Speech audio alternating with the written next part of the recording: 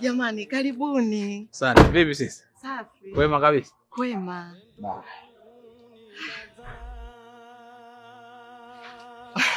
Wow, ishi yangu.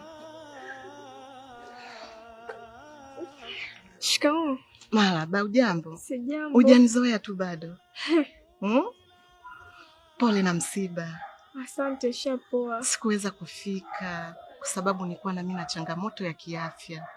Pole. Jamani, nimewasubiri kila muda, tupo njiani. Si unajua tena sister, foreni hizi na nini, alafu pia kuna kama hali pia nilipita na pia wifi yako hapa alikuwa ajisikii vizuri, kwa kuna sehemu kidogo nilimpitisha akashangae kidogo. Vipi lakini hapa nyumbani? Mimi niko poa, si unajua tena nimezoea kuishi mwenyewe. Lakini pia chakula kiko tayari japo kimepoa. Kuhusu chakula wala usijali, kwa sababu pia huko sisi mpaka sasa hivi kidogo tuko tu fresh.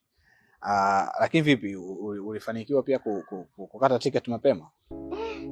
Hapana, sikufanikiwa. Unajua leo nilikuwa na pilika za hapa na pale, si unajua maandalizi. Lakini kesho asubuhi tu na mapema nitakwenda kukata huko na kuondoka. Sawa. Itabidi kidogo tuharakishe kwa sababu kule nyumba ile kuna kijana tu ambaye nimemwacha pale, ambaye kidogo alikuwa anatusaidia ulinzi. Kwa hiyo ukienda wewe ili akuachie nyumba aendelee na ratiba zake zingine. Kwa hiyo tuharakishe kidogo. Sawa, haina shida. Basi tusaidie tu hapo, kuna begi tu hapo, saidie. Haya. Basi. Wewe vipi? Usikii baridi? Na utaliweza kwa baridi ya huko hivi? Si niko kwenye gari. Na haka kamulika kwako. Tuone. Kuna shulija.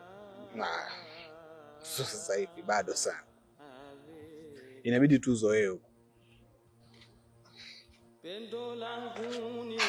Karibuni ndani. Asante.